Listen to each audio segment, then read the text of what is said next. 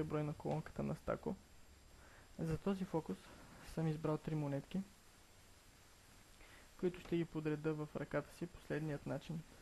Първо ще сложа едната легнала, след това върху нея ще поставя втората, ето така, и накрая третата.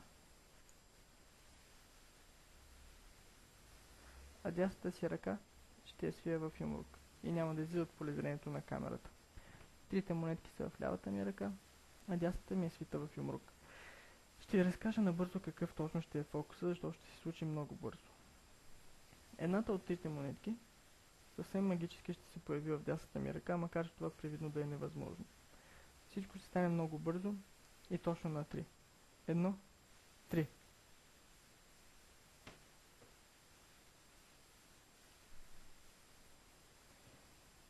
Това беше фокусът за този месец, малко на от сърце. За следващия съм подготвил един фокус с карти, но както редовните ми зрители знаят, когато използвам карти имам малък недостиг на асистентки. Затова ако и за следващия брой не успея да намеря асистентка, ще трябва да използвам Косо. Така че Косо, готви се. Довиждане и до скоро!